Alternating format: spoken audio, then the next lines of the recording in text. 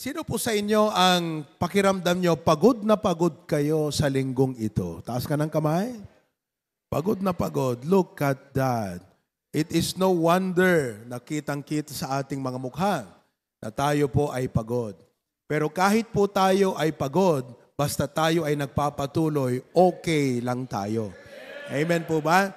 Pakisabi mo sa katabi mo, kahit pagod ka, ay nagpapatuloy ka pa rin. Amen? Pero mas maganda yung nagpapatuloy na may kagalakan. Nagpapatuloy na may excitement. Alam nyo ba na may tatlong klase ng tao dito ngayon? Sa ating mga Kristiyano sa ating mga sanctuaries. Number one, yung tao na walang excitement sa buhay. Tignan mo yung katabi mo, baka siya yan. Mukhang ikaw yata yun, brother. Walang excitement sa buhay. Yung bang, pag kinumusta mo kumusta ka? Ganito. Diba? Same. Kastoy lata. Isula iso. Iso nga panaganan dakat iso. Diba? May mga taong ganyan walang excitement sa buhay. Ano po? Oo. Yan yung pagkakinumusta mo kumusta ka, Brad? Eto. Naghihirap. Nagtitiis.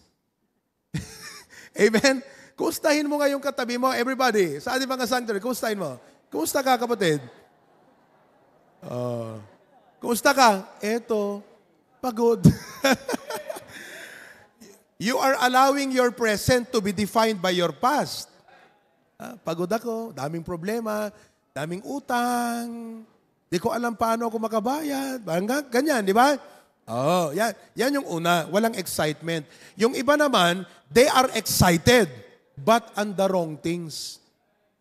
Kita mo yan dito sa loob ngayon nakamalungkot yan. Pero paglabas niyan, pag sinabi mo, Jollibee tayo, ay makikita mo, grabe talagang excitement. McDonald tayo, pasyal tayo mamaya, ay naku sabihin ko sa'yo. Parang wala siyang pagod, walang stress sa buhay. Excited on the wrong things. Okay? Yung pangatlo naman, excited for God.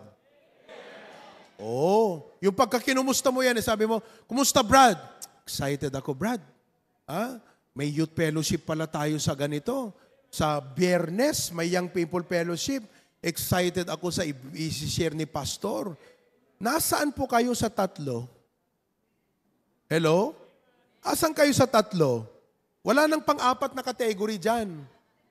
Wala. Yung tatlo lang ang category mo. Ikaw ba isa sa category number 1? Kumusta ka? Eto, pagod. Muntik na nga akong hindi makarating sa church ngayon Buti na lang. Ayan, no excitement. Ikaw ba yan? Ikaw ba yung number 2? Excited on the wrong things. Pag sa church, tulog. Pag basketball, gising. So bagay, awan pa'y nakita ka nag-basketball nga nakaturog Diba? Maliban yung inatake doon. Excited on the wrong things. Ito yung mga tao na pag nasa church, hindi mo makita yung kagalakan ng Panginoon sa kanilang buhay. Hindi mo makita yung kagalakan yung pagde-devotion, pagbibigay ng tithes and offering, pagkantahan, wala mga kapatid. Hindi kumakanta. Pag nagpipreach ng pastor, ang isip pa rin sa trabaho, yung kanyang mga pressure, yung deadlines niya, lahat-lahat. Number 3, excited for God. Alam niyo po, napakahalaga yung number 3. Sapagkat ang tatlong ito will show what is ruling your life. Ano ang nangunguna sa buhay natin? Hayaan po natin na ang excitement natin para sa Diyos ang siyang manguna sa ating mga buhay. You know? I have learned to elevate myself from number 1 to number 2. Ngayon po, by God's grace, nasa number 3 na ako. Dati, number 1 ako Hindi ko alam what makes me excited in life You know, yung madali kang nai-stress, madali kang nadidepress, madali kang nagwo-worry, natatakot, madali kang napapaisip, mapalpamulang-lang latan tatainting. Ayan. Uri agragragadi, pampanunutan na di problema na. Uri agpukpukpuk, iti martilyo, iniisip niyo, hindi ko alam paano ko maging excited. I was number 1. And I also became number 2. Na pag perang pinag-uusapan, nako, talagang yung utak ko, yung beta ko, di ba? Pag business, pag ambisyon. When I was studying, iniisip ko yan eh.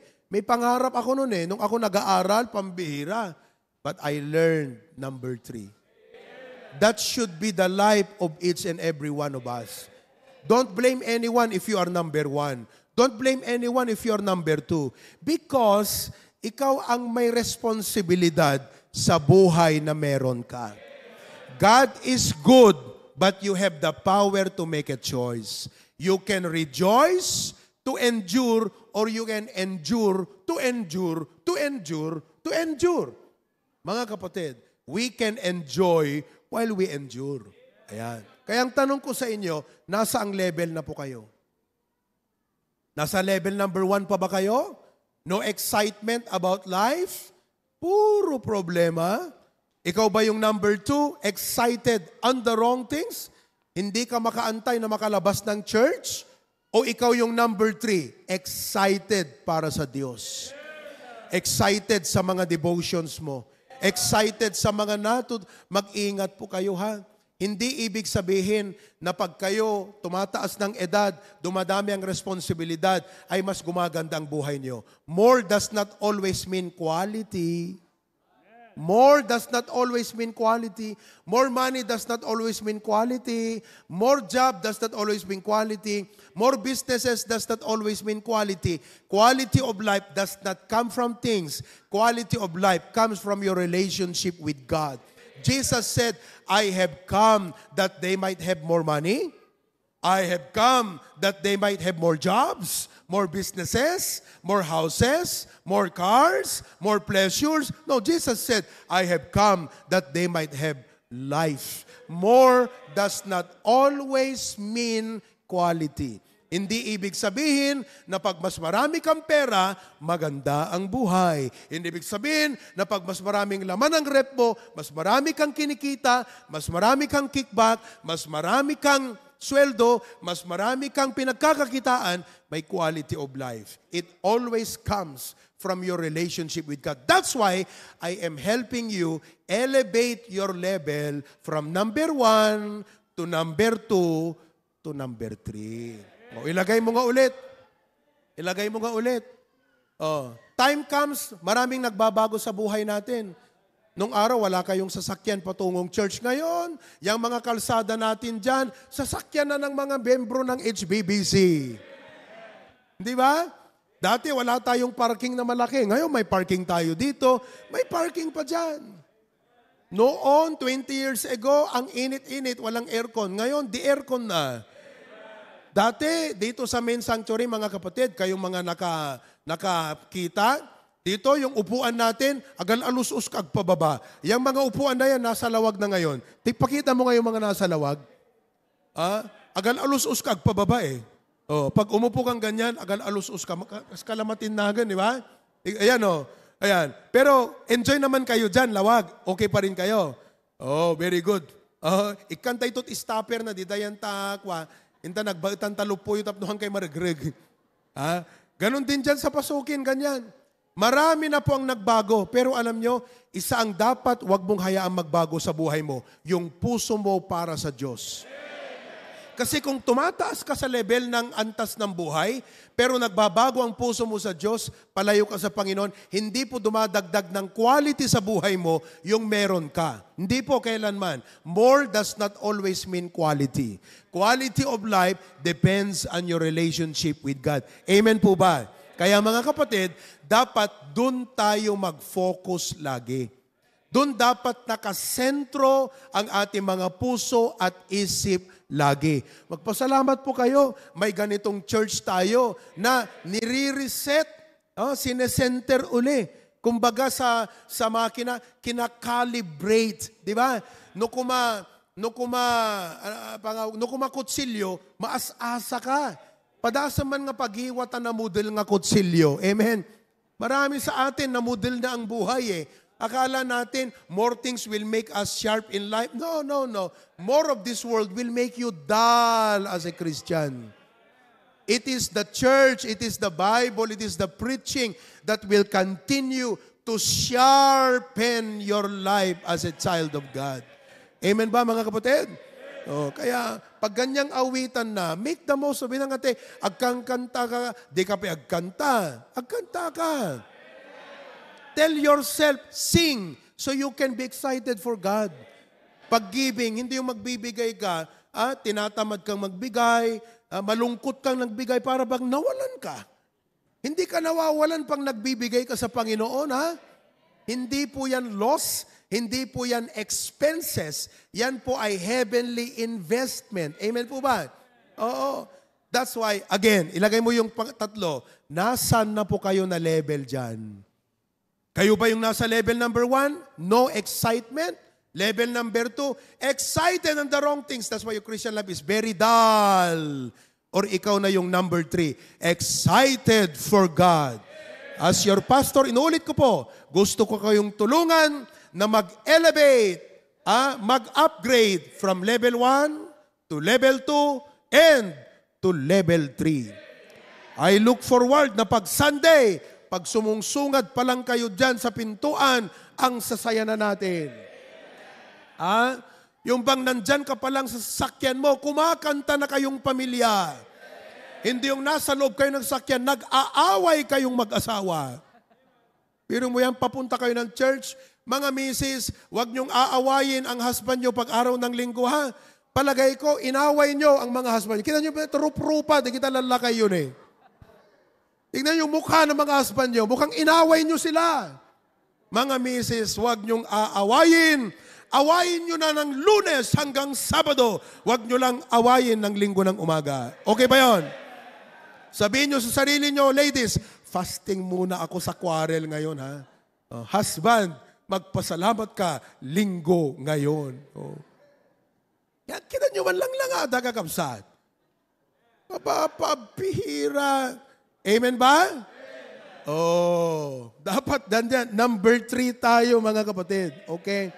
Ngayon, kung dapat ang Diyos, ang focus ng ating buhay, meron po akong gustong ipakita. Isa sa mga paborito kong pagkain ay kare-kare. Ayan.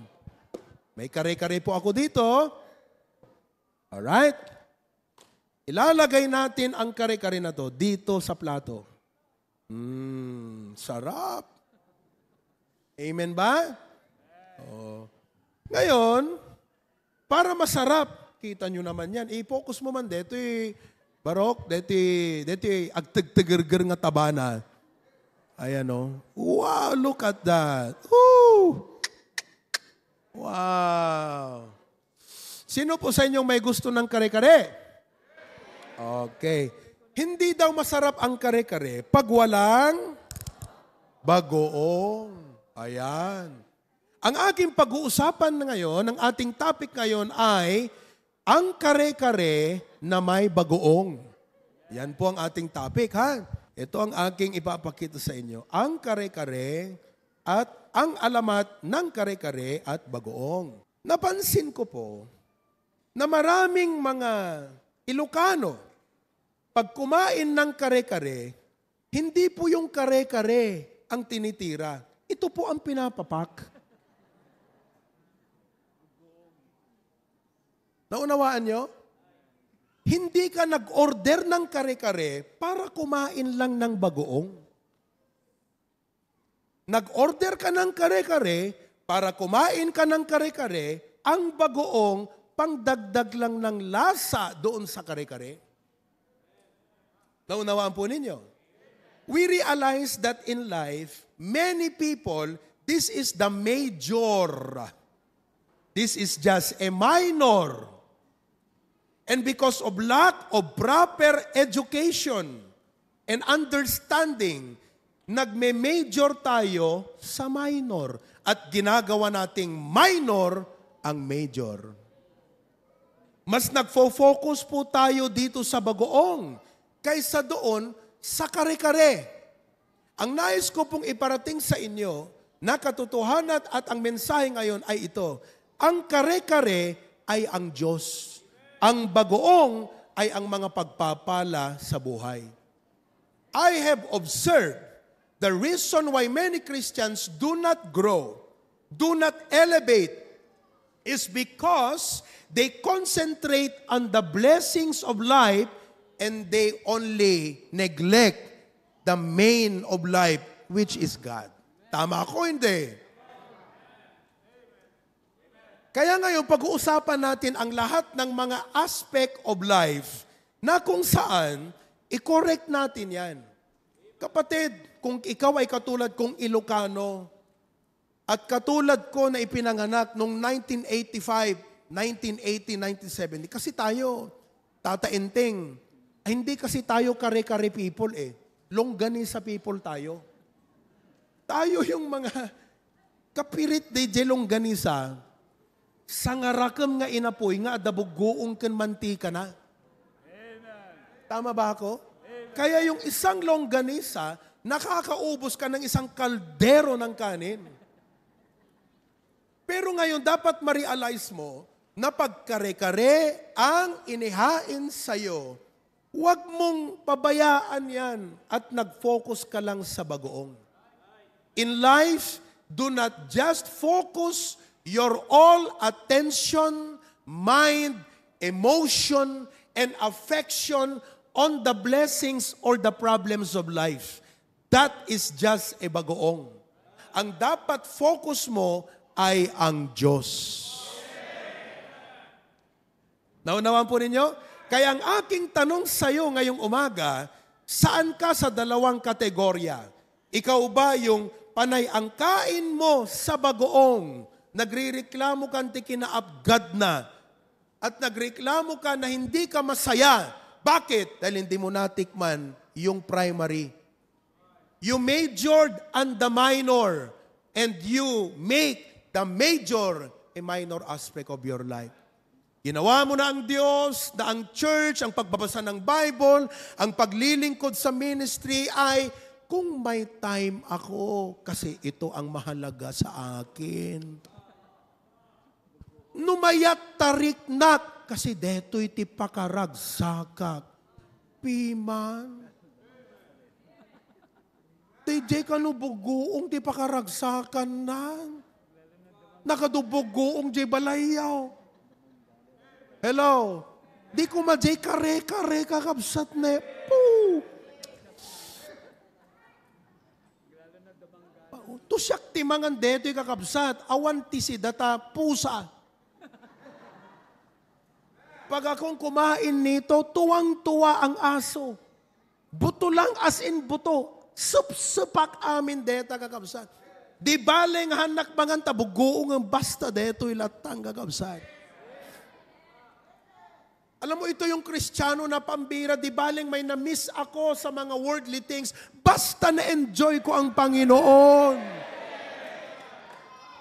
Linggo ngayon, naglaro daw sila, di bale nang hindi ako nakasama doon, basta nagsamba ako sa Panginoon.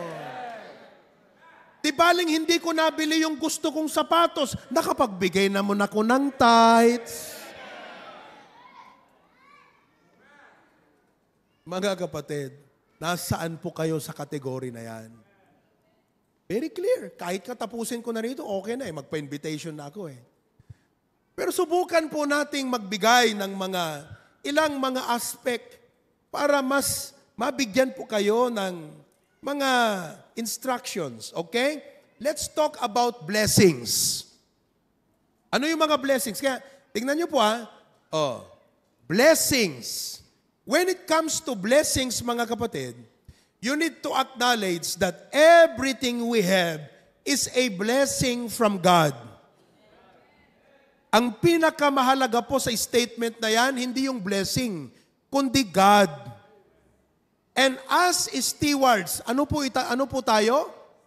Everybody say, we are called to use His gifts to advance His work. Ganito po ang concept sa Bible ng steward. Okay. Halimbawa, ako po ay nasa abroad. Nagpatayo ako ng bahay ko dito sa Pilipinas. O si Tito Danny, pinatayuhan ka ng bahay ng kapatid mo. May bahay ako sa Pilipinas. Pero hindi ako doon titira. Sa abroad ako. Ngayon, ipinagamit ko pinagkatiwala ko yung bahay sa kamag-anak ko. Amen ba? Ngayon, yung kamag-anak ko, pwede niyang gamitin yung bahay, pwede siyang matulog, di ba? Pwede niyang i-improve kung gusto niya, pero hindi niya bahay yan. Bahay ko. Tanong, sino sa aming dalawa ang may karapatan sa bahay? Ako o yung kamag-anak ko? Turo nyo. Ako, si pastor, o yung kamag-anak ni pastor? Sinong may karapatan dun sa bahay? Si pastor. Ngayon, yung kamag-anak ko, ano ang kanya? Kung sa akin ay karapatan, right. Ang sa kanya, responsibilidad. That is why, eto po mga kapatid, simulan ko rito, babalikan ko yung responsibility na yan. Kung hindi mo pa tinanggap si Jesus bilang tagapagligtas, wala kang relasyon sa Diyos. Kaya po, itong turo na ganito, walang kinalaman sa buhay mo. Nothing yan. I cannot convince and I don't need to convince you to have the mind of stewardship if you are not saved. Wala, hindi tayo mag-uusap dyan. Ang pag-uusapan natin, salvation. Ngayon, pag tinanggap mo si Kristo, may relasyon ka na sa Diyos, you are now a steward. So what you have is a responsibility. Pwede ba yung pag-uwi ko? Nakita ko, apakapulido yung pintura. Pag-uwi kong ganyan, bakbak na yung pintura. Hello? Pag-uwi ko, yung may tagas pala doon sa may bubong, hindi mo man lang inayos. Ibig sabihin, hindi ka magaling na steward. Hindi mo tinupad ang responsibilidad mo. Are you with me? Ganyan din po tayo. Ang mentality ng isang Kristiyano, pagdating sa blessing is, I am a steward. And being a steward, I am called by time, talent, treasure, everything, na gamitin ito for the advancement of the kingdom of God and not for my own personal benefit and enjoyment only. Do you know where most Christians use their time, their talent, their treasure? Ginagamit ho dito at hindi para dito. Why? They forget that they are stewards. Observe your life right now. Sabi ko nga, nag-preach ako doon sa Narbacan. Alam mo, kung pumunta ka sa church, stewardship ha, giving, for example ha, pumunta ka sa church, ang tithe mo, 500 pesos.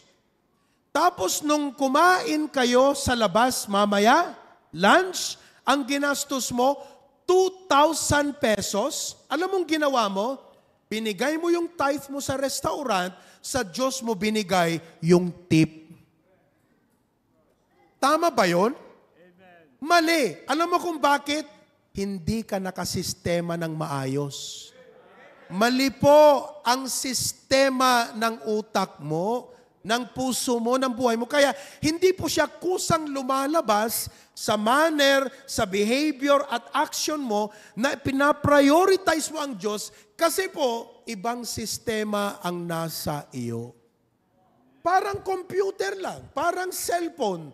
Pag walang Facebook na application yan, hindi mo magagamitan ng Facebook yan. Kahit itirampay, kahit tadsakan mo pa yan, kahit ipukpuk mo pa yung cellphone na yan, hindi po lalabas ang Facebook sa cellphone na yan kasi hindi naka-install.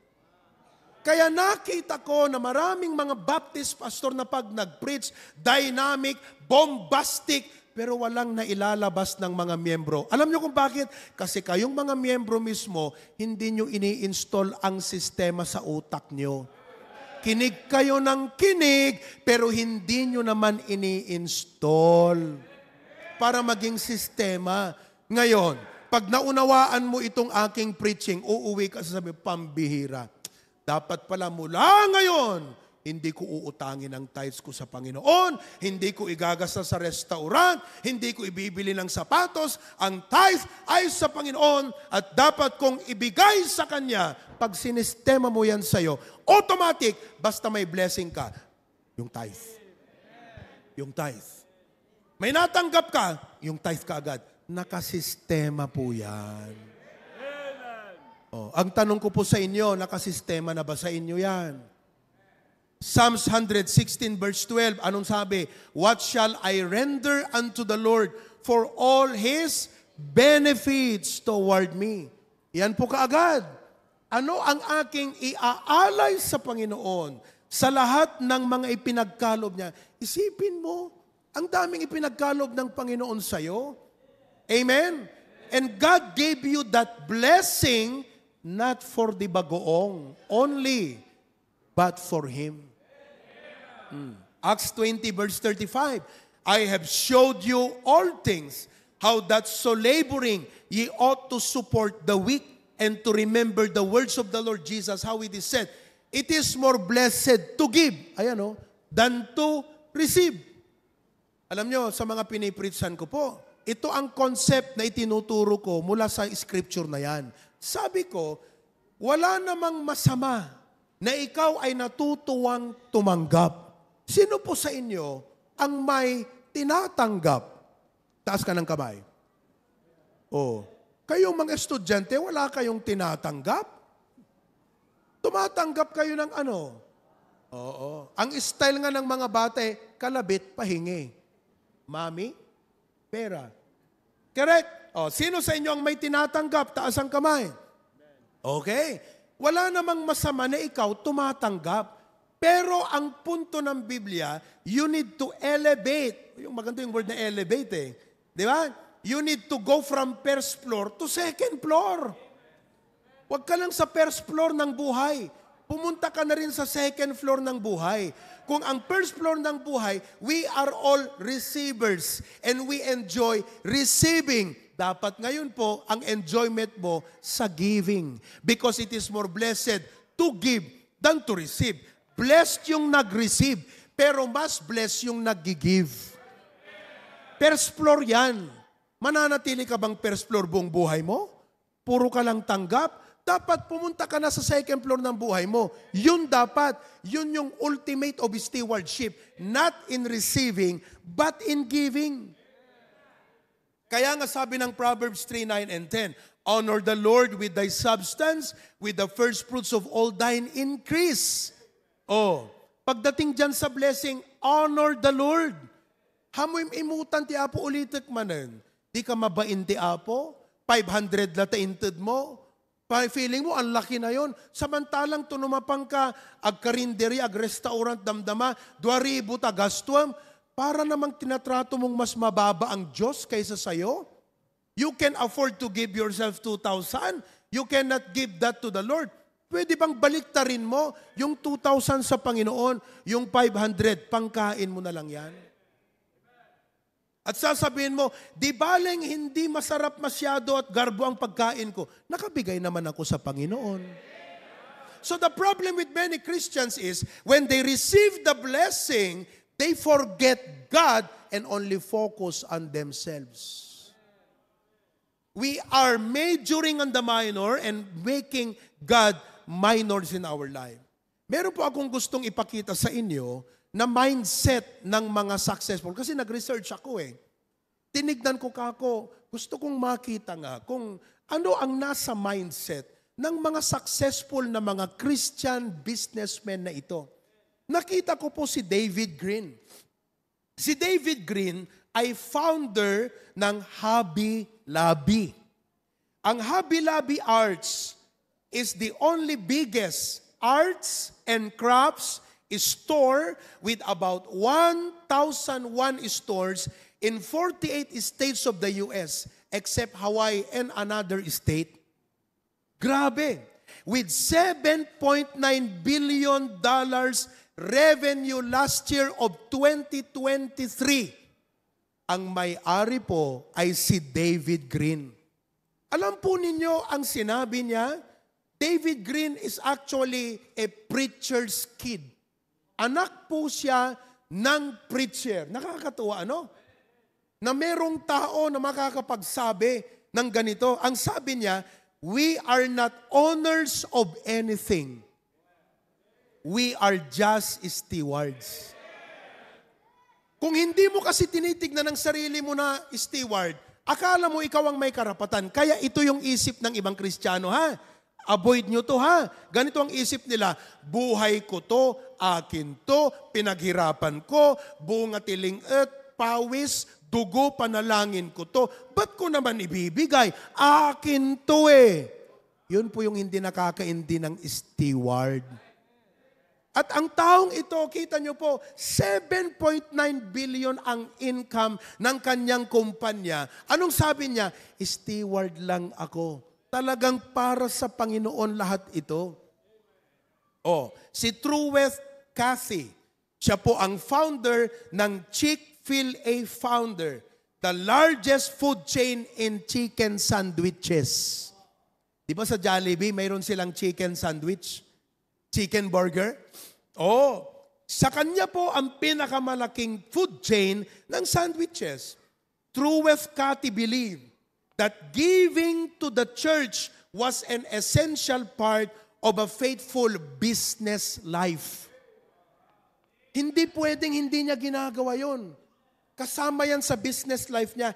He felt that business success should lead to church support and service. Pag ikaw daw gumaganda ang negosyo mo, lumalaki ang income mo, dapat ang pinupuntahan niyan ay hindi sa bagoong lang, kundi sa kare-kare ng buhay mo. Tanong ko, saan napupunta yung mga blessings mo? Inuubos mo lang sa bagoong ng buhay mo? Binili mo na sa lahat, pero hindi mo binibigay ang nararapat para sa kare-kare ng buhay mo. Yan ang ating Panginoong Diyos. Ano ang sabi po niya? Trueth Cathy stated, we must give with understanding. Pag nagbigay ka kasi, dapat nauunawaan mo yung ginagawa mo. At ang ginagawa mo, sabi niya, it's an investment in God's kingdom. Mas masarap daw po ang mga investment sa langit kesa sa lupa. Kaya lahat ng investment niya sa lupa na nag-produce ng profit, kinukuha niya halos lahat at ini-invest niya rin sa langit. Bakit? Sapagkat ang mga bagoong sa lupang ito ay pampasarap ng investment ko sa langit. Kung tinikman mo na, inubos mo na yung bagoong ng buhay mo, wala ka ng kare-kare sa langit, kapatid. Wala ka ng reward doon. Kasi inubos mo na lahat dito eh. Kita nyo? Nauunawaan niya? His commitment to church giving and support for religious organization stem from a desire to see that his resources, yung kanyang investment sa lupa, should make an eternal impact in heaven. Kaya, dagdag sa kanyang sinabi, ang sabi po niya, the measure of success is not in what you gain, but what you give. Alam mo ang mentality ng ating society, success is measured by how much you gain. Tayong Kristiyano, nasa second floor tayo ng buhay. Kasi po sila walang langit na pag-iimbesan. Impyerno naman kasi ang tungo ng buhay nila. Tayo ligtas, may langit tayong pinag-iinvesan. Kaya ang sa atin po, ang measurement of success, hindi yung accumulation sa lupa, kundi yung investment natin sa makalangit. Tanong, pag namatay ka ba sa langit ka? O di mag-invest ka ron. Lay up for yourselves treasures in heaven. Ngayon, kung hindi ka pala papunta sa langit, sorry. Naiintindihan kita na kuripot ka ti tights, hangkag pepper sprout, naiintindihan kita. Kasi wala ka namang langit na pag-iimbesan eh. Impyerno ka naman pala eh. Ang kailangan mo ngayon, masave. Klaro ba mga kapatid? Si Kraft, James L. Kraft, may-ari po ng Kraft Cheese. Pero hindi lang po cheese ang product ni Kraft, ha? Marami. Kaya yung kanyang company, James L. Kraft Food. Oh, Kraft Food. He's a devout Christian. And he was known for his commitment to giving generously to his church. Oh, anong sabi po niya? Itong sabi niya, the only investment I ever made which has paid consistently increasing dividends is the money I have given to the Lord. Ganito kasi yan. Mag-invest ka sa stock market, pwedeng tumaas, pwedeng bumaba. So yung value ng pera mo is not constant, variable, depending upon the market. Pero daw sabi niya, napansin niya, na yung investment ko sa langit, hindi pataas, pababa, kundi pataas, ng pataas, ng pataas, consistent. So get all the money that you can in life, but invest it for heaven. Gamitin mo ang bagoong para sa kare-kare. Hindi yung gagamitin mo ang kare-kare para sa bagoong. Gamitin mo ang blessings mo para sa Diyos. Huwag mong gagamitin ang Diyos para sa mga gusto mong makamtan na blessing sa buhay. Oh. Ano ang topic natin? Ang kare-kare at bagoong. Oh, ayos, di ba? Ayos. Okay. Oh, okay lang kayo dyan sa pasukin, lawag. Nakikinig kayo, ha? Makinig na maigi, ha? Oh, tigiti daduma, ituloy ko tumaminsan, tapno addan tumanti ibagakon, aya. Hindi man pala, dyan number 2, aya kakabsat. Di man number 2 nga ipamukot, dyan number 3. Kasi pag-uusapan natin sa linggo about business and profession. Papaano kumain ng kare-kare sa business? Oo. At hindi lang puro bagoong ang pag-conduct mo ng business at profession mo sa buhay na ito. Tuturo ko sa inyo yan next Sunday, ha? Pero ang pag-uusapan muna natin ngayon, itong family. Ayan, family. Ang dapat na mindset natin, pagdating dyan sa family is what? Serve God together. Praise God na yung family natin may bahay, pero bagoong lang yan. Ang totoong kare-kare nating pamilya ay yung sama-sama tayong nagsisilbi sa Panginoon.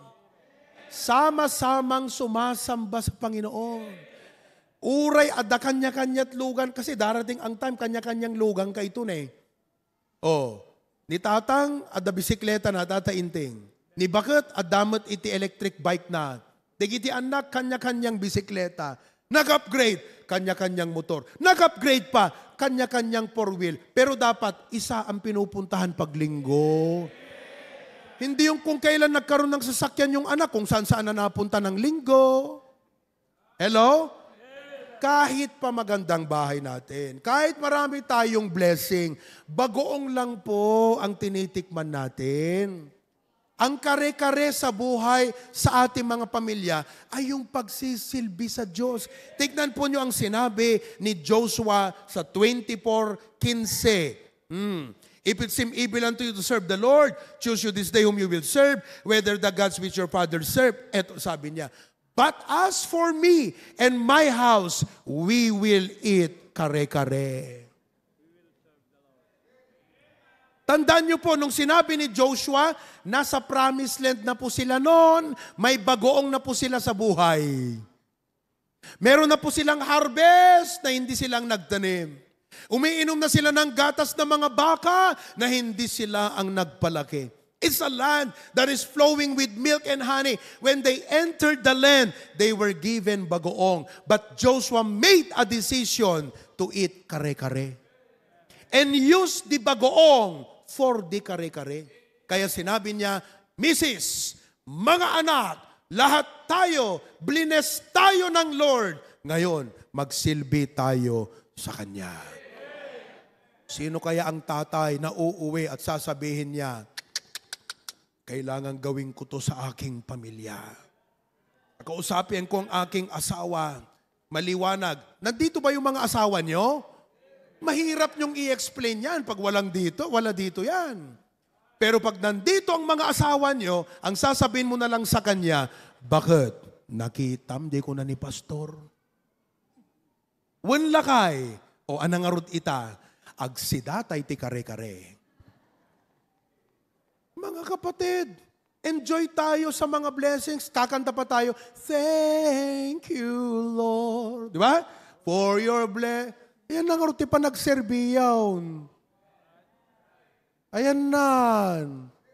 Asa na yung paglilingkod natin? Puro tayo thank you sa bagoong. Asa na yung kare-kare? Ang gusto ng Panginoon, nung pinagpala ka niya, aba, magpakare-kare ka naman. Magsilbi ka na sa Panginoon. Kayong mga men, may ministry dapat kayo. Mga ladies, huwag kayong tamad sa paglilinis.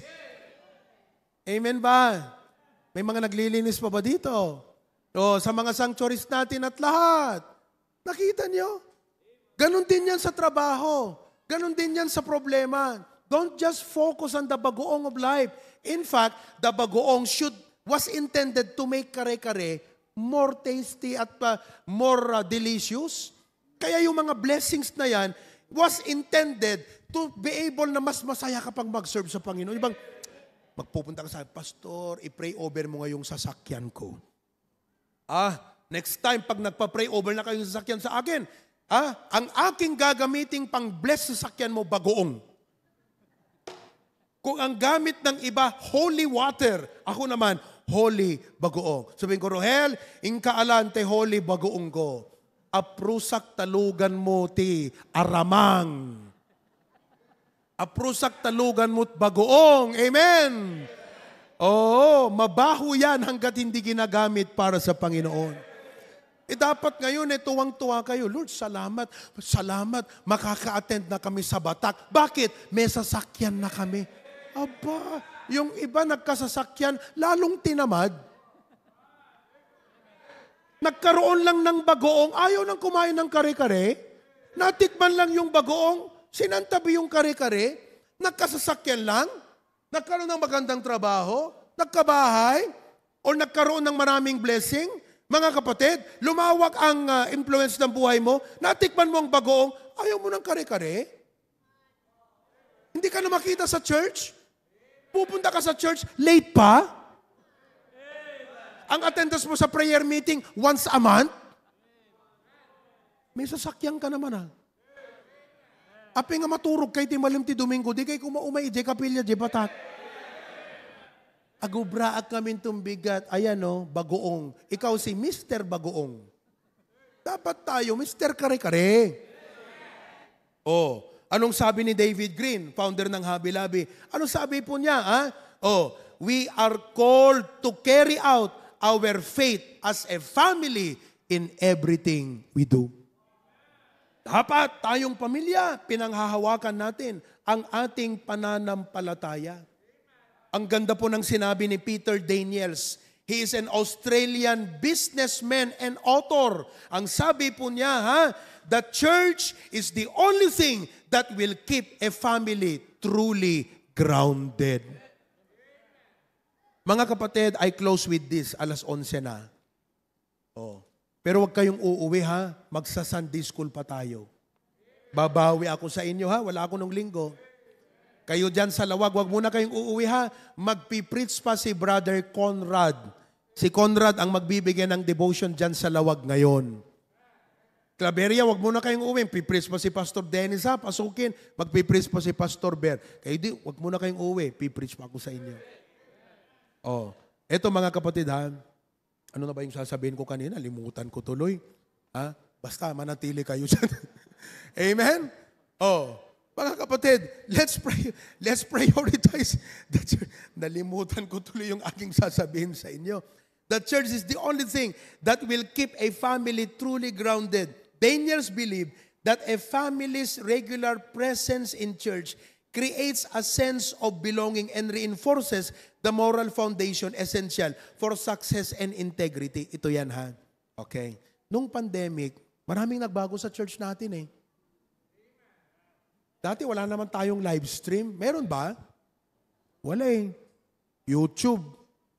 May mga uploaded akong preaching ng YouTube, 2014, 2015, mga ganun Pero alam nyo, in the last 3-4 years, ang daming pagbabago ng church natin. Ang isa dyan po, na nagpabago sa paglago ng church natin, live stream. Totoo yan. Pero itong sasabihin ko sa inyong mga miyembro, through the years and as we go forward, maraming pagbabago pa. Yang mga young looking na yan, magiging matatanders din yan. Kaming mga millennial ngayon, magkakaroon na rin ng linya sa aming mga noo. Tama po ba ako? Kayo, puro itim pa yung mga buhok natin. After 20 years, puro mga puti na ang mga buhok niyan. Ditina na ang mga buhok niyan after 20 years. Hello? Oh, lahat tayo magkakaroon na ng sasakyan. Kaya, siguro isip ko, pag yan binigay ng Panginoon, dapat maging garahe yan. 3 stories para lang sa sasakyan ng mga miyembro ng HBBC. Oh, dati hindi tayo ganito karami. Ngayon, ang dami na dito. Ang dami pa nating mga churches, outreaches. May mga abroad pa tayo. Mga kapatid, listen to me. Marami man ang nagbago, may mga dapat wag nating baguhin. At isa sa mga dapat wag nating babaguhin ay ang ating pagsamba sa ating Diyos. Pumunta kayo sa mga churches natin, wag kayong nanonood lang sa live stream. Bigay ko po sa inyo ang online at live stream. Kaya po natin ginamit yan dahil nung pandemic, tayo po ay nasa state of emergency. So it was incumbent and necessary for us as a church to not neglect the people. Anong ginawa natin? Hindi kayo makalabas ng bahay. Hindi rin ako makalabas ng kapilya. So ano pong ginawa natin? Nag-live stream tayo, correct? Bakit? State of emergency. Wala eh. So hindi naman natin pwedeng itigil ang pakikinig ng Bible, pagpipreach ng salita ng Panginoon, kaya nag-online tayo. Ngayon, nasa state of emergency pa ba tayo? Wala na. Kaya kayong mga nasa bahay nanonood lang, bumalik na kayo sa kapilya. Prayer meeting. Hanyukong ko na nga, ag-live stream aklatan. Inka jay kapilya. Mga kapatid, pagpadumami pa tayo, dadami pa ang churches natin. Magla-live stream pa rin tayo kahit maraming churches ang nakikriticize sa atin yan. Pero isang bagay wag natin babaguhin. Our passion to worship God. Oh, kaya nga ngayon, mga churches natin, may kanya-kanyang Sunday school na yan mula ngayon. Amen po ba? Oh, yung mga nasa Zoom, you can still join us in the Sunday school if you want to. But each churches now will be dismissed. Pupunta tayo sa Sunday school. So, mga kapatid, ano? Kare-kare o bagoong? Dapat both. Ito ang tanong. Ang kare-kare ba para sa bagoong o ang bagoong para sa kare-kare? Dapat ang bagoong para sa kare-kare. Ang buhay mo, ang pamilya mo, ang negosyo mo, at ang lahat ng blessing mo para sa Panginoon. At hindi na ang Panginoon ay para sa kagustuhan mo. Dapat po, ang Christian life natin, kare-kare. Amen? Kaya, ngayong week na to, kakain tayo lahat ng kare-kare. Amen? Oh, sabi mo sa katabi mo, ipangako mo ha, kari-kari. Promise, promise. Mula ngayon, mag-tithes na kayo ha. Mula ngayon, mag-first fruit na kayo. Mula ngayon, maging faithful na kayo sa church attendance. Kare-kare tayo. Amen ba?